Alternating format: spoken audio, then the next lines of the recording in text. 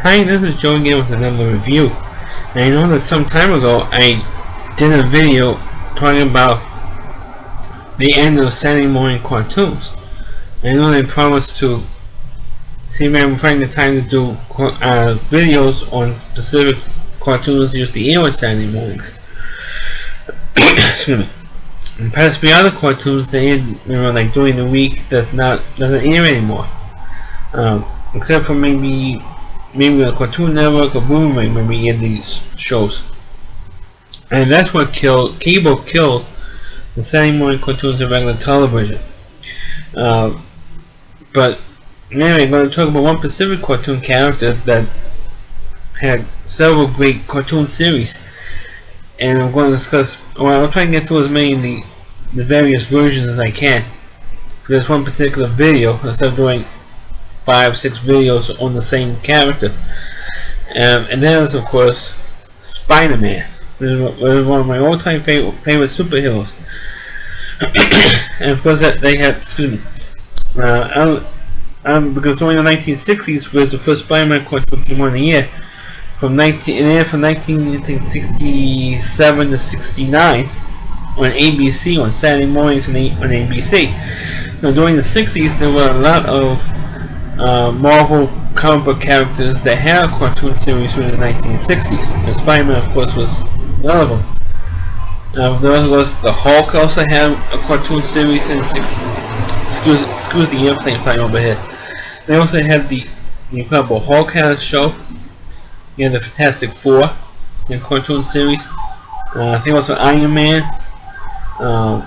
Many Fantastic Four. Thor. I think that was the only time he had Thor actually had a cartoon series. I think also Submarino. I think he also had a cartoon show as well. The only DC Comics brand I remember having a cartoon series in the 60s is, which I didn't even know until I saw it on YouTube. Batman had a cartoon series also in the 60s. But I'm going to be focusing on Spider-Man. And originally, I was not born yet when the original Spider-Man cartoon series aired. I remember watching it in reruns. And of course, like I said, it aired for 2 years, but used to run, like I said, in reruns like also every day on Channel 5 here in New York City when it was an independent station. And that's of course in the years before Rupert Murdoch bought it. And let me tell you, it was a pretty good series. The animation was kind of hokey by today's standards. What I mean is, there were several times during the cartoon series where you would see Spider-Man swinging through New York City, and he was way above all the buildings. Now, how can his webs hang on to the building and swing through the buildings if he's not attached to anything? Because it looks like he's above the buildings, and he's shooting webs and swinging on the webs through the city, and he's above all the buildings. Nowadays, as a kid, I didn't pick up on any of this stuff, but I picked up on at that time. And of course, there was also several times where he would jump from building to building and hang on to the walls of the building, on the exterior part of the buildings. And there was several times, like off at a distance, where he would jump on the building and there's no building there. That's him hanging on the wall. On an imaginary wall with no building, I guess the animators didn't put a building up there on the background animators. And also, of course, during the series when you would swing the web, instead of the iconic when you would do this to shoot a web, yes, he would do this. Which, of course, in sign language means I love you in sign language. For those of you who don't know sign language. He also would shoot his webs like this, with a closed fist. Like this way, when he was pointing a gun. Like this. Or like this. Or was the iconic way he would shoot a web during that particular series. But other than those little problems, it was good because it had the classic Spider-Man theme song, which was used in the live-action Spider-Man movies by Sam Raimi, at least the first two. Don't remember if he did. I don't think he did for the third one, but in Spider-Man 3. But the first two films he did use it. the classic Spider-Man song during the closing credits, and there was also a couple of scenes where it was used, or at least a variation of it was used. And also, one thing I liked about the original Spider-Man cartoon was that it did have the classic villains in it. It had, of course, the Kingpin. It had, I think that's about every cartoon character there was. But the problem was that none of these characters had an origin story. When you get to the Spider-Man the Animated Series, this series, you did not have an origin story of any of the villains. They already were established. But in the first season and the second season, there were like different links of the cartoons. What I mean by that is, in the first season, when you had the origin story of Spider-Man plus other characters, like the Kingpin, they did one with a full-length, like 22-minute video cartoon. That's what I mean. It was like a full-length 22 or 25-minute cartoon without commercials for one particular season. And then the next season, you had two 12-minute cartoons. And I mentioned this on my Laughing Gas on Film video. We did have two Laughing Gas episodes when they had the full-length 22-minute episodes. One was called The Scourge of the Scoff, which I know on YouTube they got reduced to about like 11 minutes, which I know that wasn't the real length of this episode. Because I know that when the Scoff, I know I'm explaining in that video, but I'm explaining it again here. When the Scoff went to commit a robbery in this art gallery, he sprayed laughing gas into the art gallery, and Spider-Man comes in, and he busted the guy, and the Scoff asks him, how come you're not being affected by the gas? It's all because, and Spider-Man says like, oh, I have you have a gas filter in my mask, so it won't be affected. And also, when Spider-Man first jumps in, you see, he like points at the Squaff, or the villain, whose name is the Squaff, and he says, and you can tell he was saying something to him, but that part was cut, wasn't out. And then you see a close up of Spider-Man's face. He said, "You bagged your last bungle. Now I'm going to bag you." So there was that. And the other full-length thriller, there was also cut down by 11 12 minutes on YouTube. Where he went with Dr. Dumpty, was also the gas episode. But other than that, he did have some of the classic villains more in the 15 minutes or 12-minute cartoon versions. Then you had the Scorpion, you had Electro, you had the Green Goblin, and I think you had the Hobgoblin, because I don't think the Hobgoblin was created yet in the comic books, because they only used cartoons villains that were established in the comic book at that time. I think the Sandman was also created, but it wasn't used in this cartoon. You did have the Rhino. You had Mysterio. I think Mysterio was the only cartoon villain, Spider-Man villain, that was used in all, at least the Spider-Man cartoons that I was familiar with. But like I said, that original Spider-Man cartoon lasted 2 years, but it was aired for years in syndication. And after many years, NBC came in and decided to do a cartoon series, a brand new cartoon series of Spider-Man called Spider-Man and His Amazing Friends, which aired from 1980. I think it was 80 or 81 when it started, and it aired to 1986, which is a pretty long time for a Sunday morning cartoon. And that one, because NBC at the time had like a superhero block on the Sunday morning cartoon lineup, because it also had Captain Marvel or Shazam for like an hour. Then you also had Spider-Man, and you also had the Incredible Hulk cartoon, also a brand new Incredible Hulk cartoon at that time. One thing that I did like about Spider-Man and Amazing Friends is that it did have an origin story of the three characters. Because Spider-Man was teamed up with two heroes from the X-Men universe. And one of them was not originally created for the X-Men comics at that time until after this cartoon series was made, or during the time it was airing on TV, and that was Firestar. And Firestar, excuse the pun, she was mega high. Excuse the pun, she was a high cartoon character. And the other character was Iceman, so you have fire and ice, which is a great, combination thing going on there. Two opposites. You have fire and ice. And the thing that was good about that cartoon is, of course, you did have a lot of Spider-Man villains in that thing. You had the Sandman in the episode, and this was the only time that Sandman was used in the Spider-Man cartoon. And it was never used again until, of course, Spider-Man 3, live action Spider-Man 3 movie. You also had some X-Men villains as well. You had the Juggernaut, you had Magneto. So you did have a couple, and you also had another one as well. I forgot the character's name, but you had a couple of X-Men villains, and you did have several members of the X-Men in there, including the first cartoon appearance of Wolverine, which was, of course, actually the most popular character in the X-Men universe. But you also had Storm in there. You also had Cyclops. You had Jean Grey. I believe you also had Jean Grey in there as well. Gambit, I think you might have had Gambit in there as well.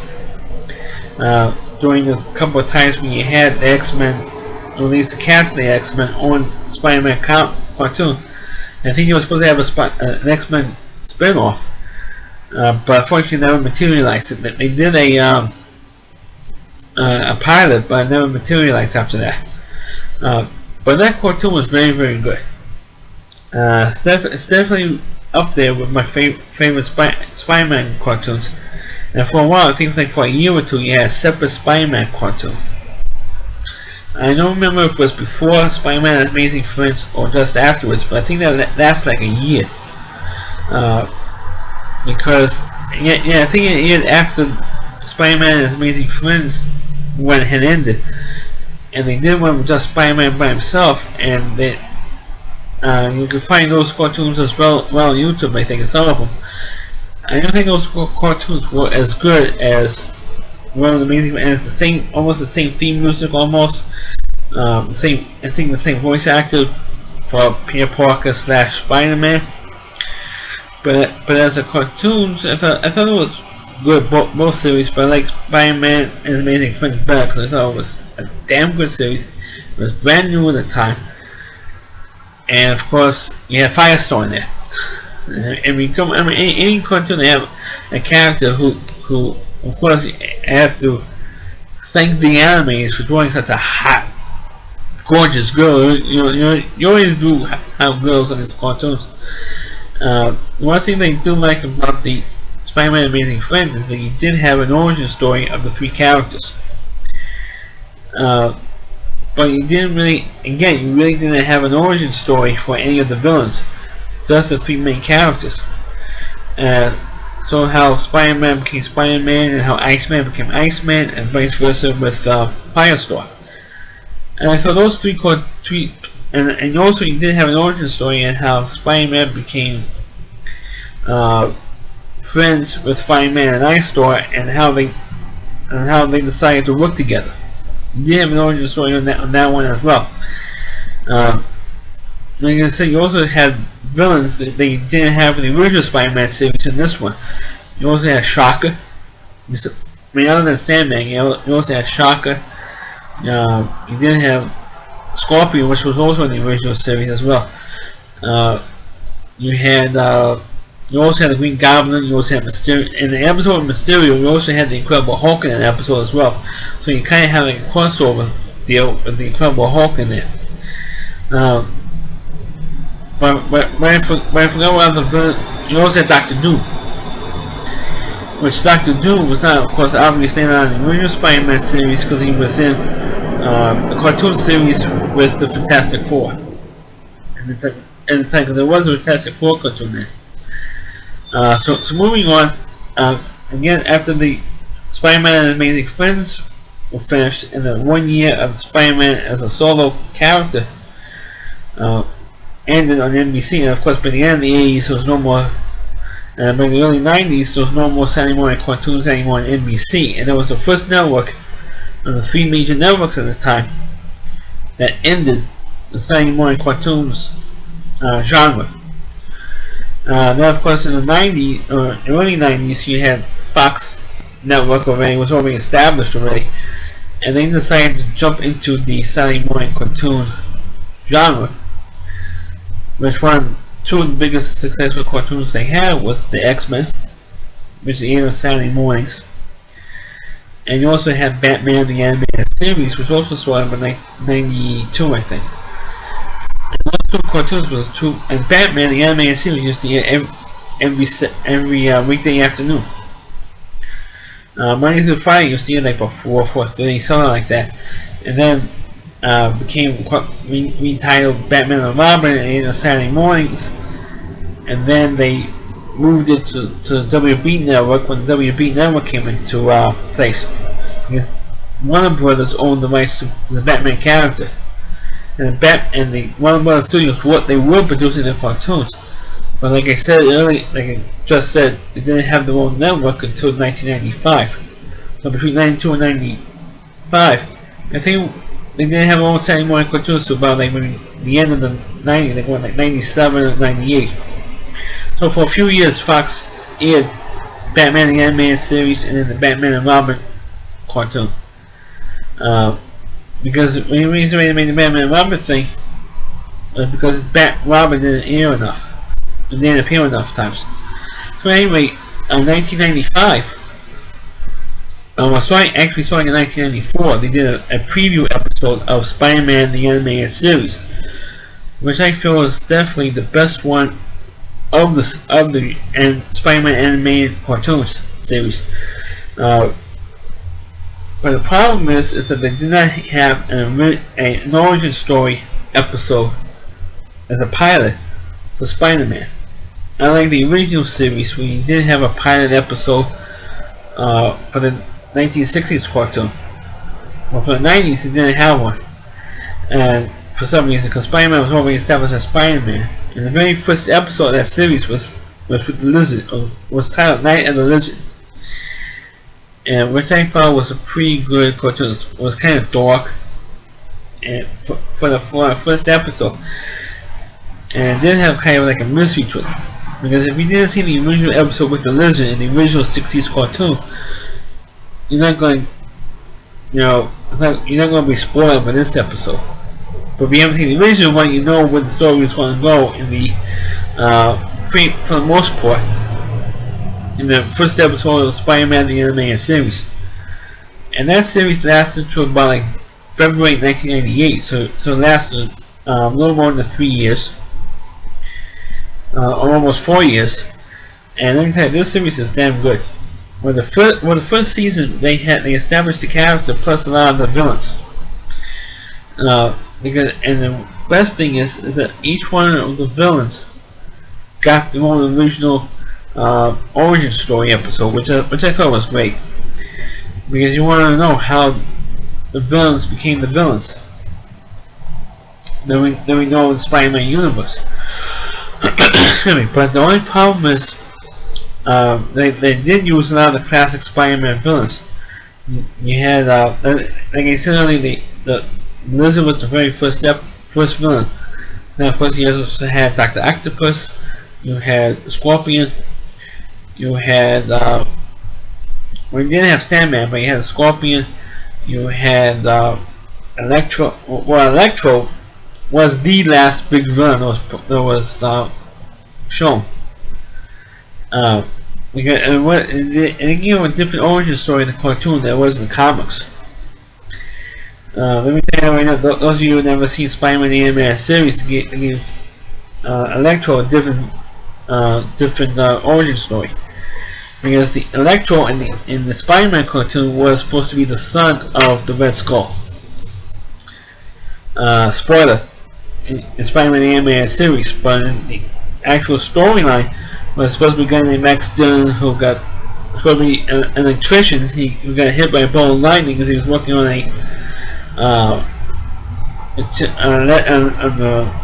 fixing electric lines on a pole, and he developed the powers of electricity. That was his actual origin story. But in the comics, when in Spider-Man the Animated Series, they changed that, saying that he has an actual secret weapon that the Red Skull was working on before Captain America during World War II, before Captain America stopped him. That's what the original story was in the cartoon series. But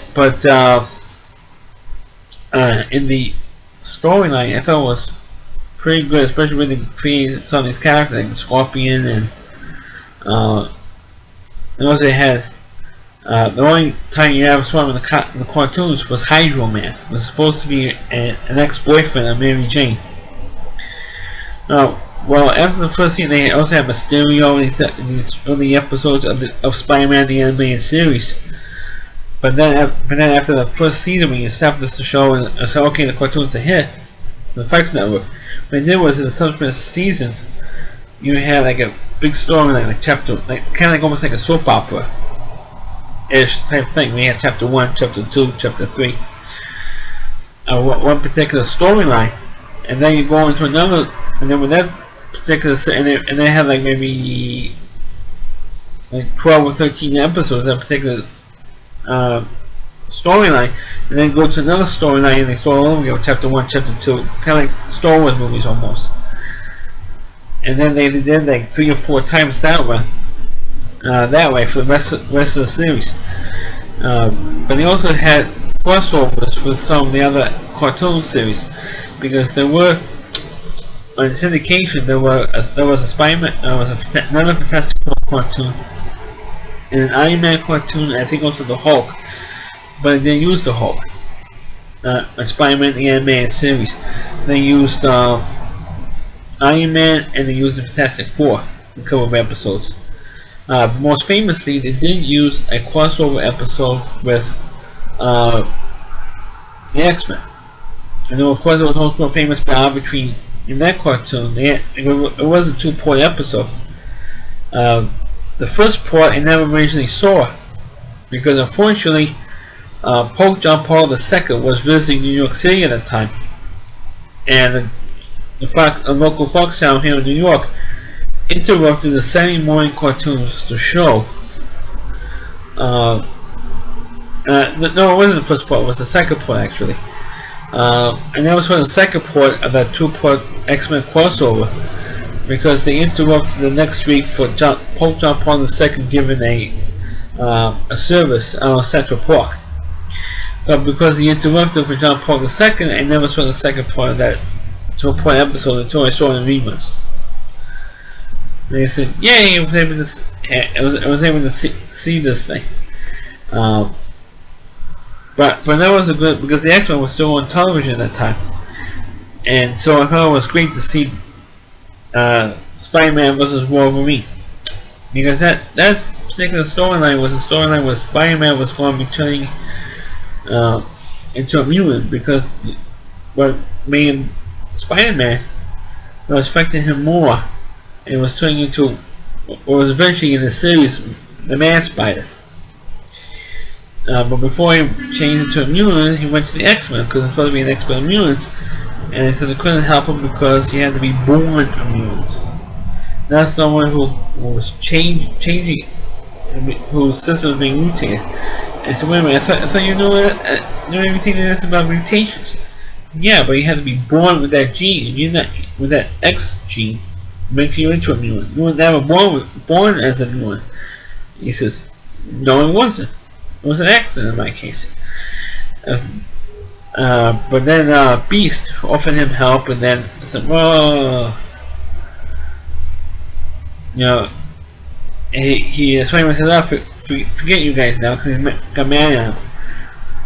And then, of course, the X-Men helped Spider-Man out with this battle at the end for the next episode, or the second half of the episode. But then, of course, he also had episodes with the Fantastic Four, and he also had Iron Man, and well, a couple of episodes of that as well. And also, he also had, I think, the first Marvel superhero that did cross over into the Spider-Man the Animated Series cartoon was Doctor Strange.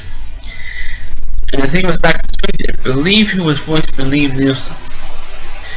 And his assistant was voiced by, because I recognize the voice right away, being a Star Trek fan, was George Takei. Was voiced Doctor Strange's assistant in that cartoon.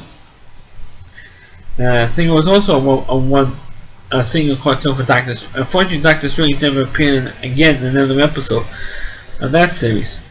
But the X-Men did, or the Storm did. Fantastic Four did. And of course, he also had a different origin story for the Black Cat, which was, of course, Felicia Hardy. Felicia Hardy was being this rich girl, and her father was the original Cat and was being held by S.H.I.E.L.D. because he knows because of his photographic memory, knows the Silver Soldier formula that created Captain America. By the way, Captain America also made an appearance, a couple of appearances in this series. And Captain America also made an appearance in the Spider-Man and Amazing Friends cartoon as well. But as a cartoon, I thought it was great to see all these other Marvels, because it makes a whole much bigger universe. And also, I also forgot one other thing too. Daredevil came out. What was on Spider-Man the animated series as well, in a 12-point episode that brought down the Kingpin. Because the Kingpin was always in the shadows. But Spider-Man knew of his Kingpin's role then in Wilson Fisk, but he didn't know that Wilson Fisk was the Kingpin until found out with his battle with the episode with Daredevil in it. Then he knew who Wilson Fisk really was. And I thought it was great, because now Spider-Man knew who he was. Of course, the Kingpin never knew who Spider-Man actually was. But then in the cartoon series, he also had the Punisher as well. Plus, he also had the wedding of Spider-Man and Mary Jane. Well, let me backtrack a little bit on that, because there was one particular episode where the Green Goblin, Norman Osborn, knew who. I think it came out as a Goblin Wars DVD set that came out with just all the characters with the Green Goblin in it. They had the Green Goblin knew who Peter Parker was, or who Spider-Man was. So he set this whole thing up, and he had this little device, or a dimensional thing, and they had, and Green Goblin kidnapped Mary Jane, and Mary Jane announced to her aunt that she loves Peter, and but Peter didn't quite know that yet. And then when they had a big fight on the George Washington Bridge, after Mary Jane kidnapped him, Mary Jane said, "That you Peter?" Because Peter was dressed as in Spider-Man's costume already. Is that you? He said, "Yeah, it's me." And then of course they continued the big fight, and then the Goblin, Mary Jane fell off the bridge, and the transporter machine came on, and Mary Jane fell into this portal. Spider-Man thought that she fell into the water, so he was looking for her and could never find her, and then he went nuts, and he was looking for Mary Jane, never found her, and then she went after Goblin. Goblin was trapped in the portals as well, and then her son Harry became the next Goblin, and he went nuts. He really went nuts, and started attacking Peter, and that's when the Punisher came in, because Mary Jane's aunt believed that Peter was holding Mary Jane someplace, because she never trusted him. So then you had, of course, for some reason Mary Jane came back, and I'm going to ruin it for you, because, spoiler, it wasn't really Mary Jane. It was just it was like a clone of Mary Jane, and because he never saw Peter, because let me get back to that. Well, they didn't have a winning episode with Peter and Mary Jane, and then you had Hydro Man come back, And then Peter found out that Mary Jane wasn't the real Mary Jane. And then you had the thing with this Man in Red character, and then you had the Secret Wars, and you had several cartoon characters from before. You had the Black Cat, Felicia Hardy, and the X-Men. You had Fantastic, you had Storm for the X-Men. You had Iron Man, Captain America. You had Fantastic Four in there as well. Then of course the last episode, after the Secret Wars series was about 4 or 5 episodes, you had the last episode, which was kind of cheesy, because Spider-Man at the end of the scene, after he saved the world and all of humanity, he met Stan Lee, the guy who created Spider-Man, which was weird. And then Man said, "Oh, we're going to go find Mary Jane.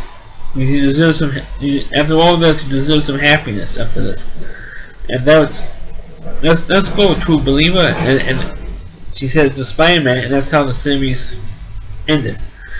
Which I thought they should have gone found Mary Jane in Limbo, and go back to Spider-Man's actual reality in this universe, and continue more adventures.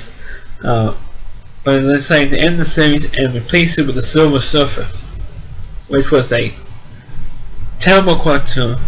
It was awful. I didn't think it even lasted 10 episodes. But that's how bad the series was.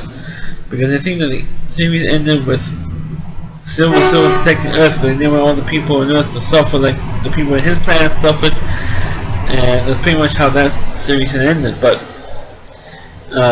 for Spider-Man, I thought the analogy in Spider-Man series was pretty damn good. But then in 2000, a couple years later, or a few years later, they made a cartoon series with the Spider-Man Unlimited comic book series.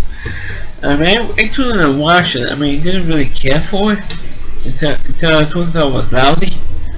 Definitely the worst Spider-Man cartoon ever. It was a Spider-Man Unlimited cartoon.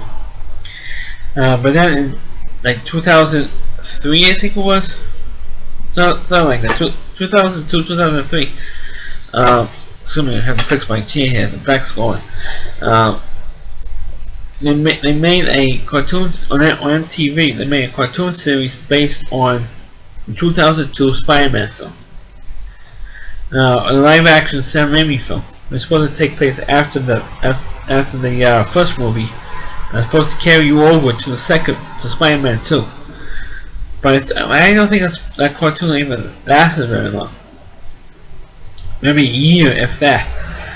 I haven't seen it myself personally, so I can't really comment on it. But then I found out there was like a 3D animated version of a Spider-Man, a 3D animated series of Spider-Man. I haven't seen that either. So that's really cartoon that I've seen was it just ended a couple of years ago, just earlier this year, called The Spectacular Spider-Man. The animation was kind of a little bit hokey, especially with the big black eyes for all the characters. They aired on the CW network when it called the setting on the Vortex thing. I thought the cartoon wasn't half bad because at least they had a consistent, story through all the episodes. But unfortunately, they added the Tombstone stuff pretty quickly. After a few episodes, the Tombstone stuff didn't exist anymore after a while. But then as a series, I thought the series wasn't half bad. It wasn't the greatest one, but to me was entertaining enough because they had a consistent story throughout the whole series.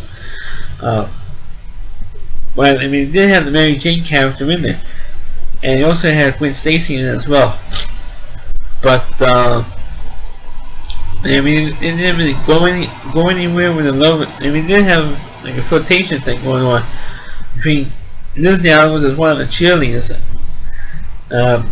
Gwen Stacy a little bit, towards the last couple of episodes, and of course Mary Jane Watson was like a flirtation between, mostly with Lizzie Allen and maybe Gwen Stacy, and of course a little more flirtation with Mary Jane's characters.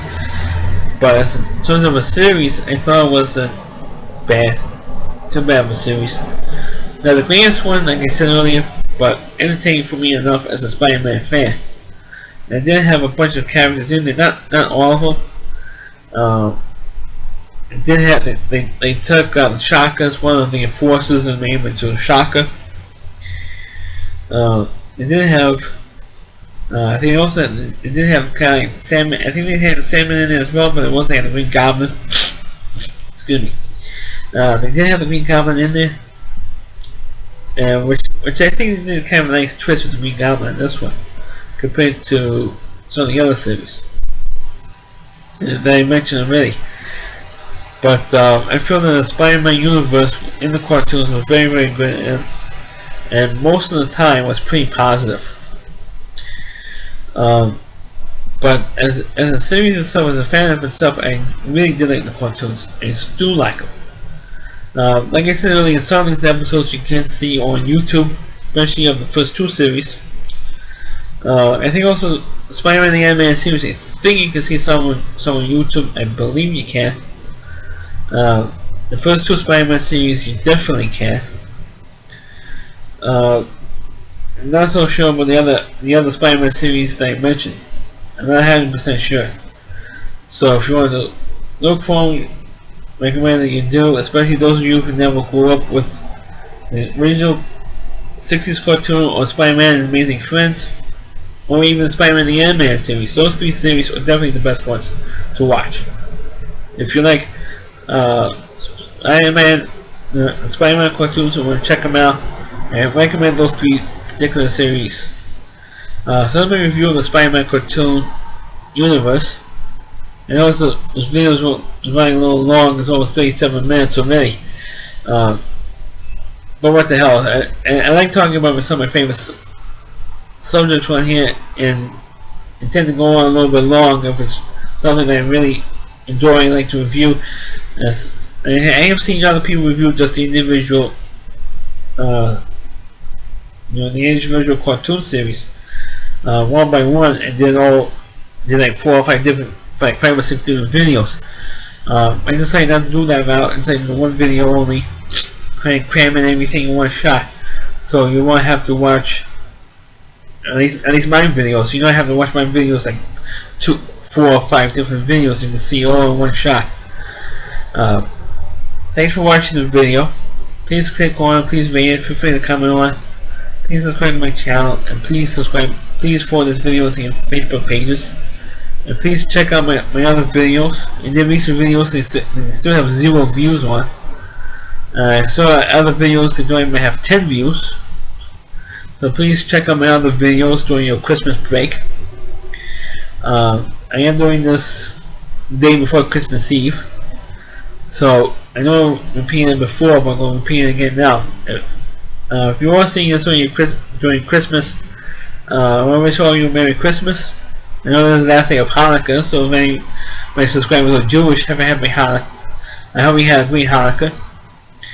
And have very happy New Year. Thanks for watching. Catch you next time.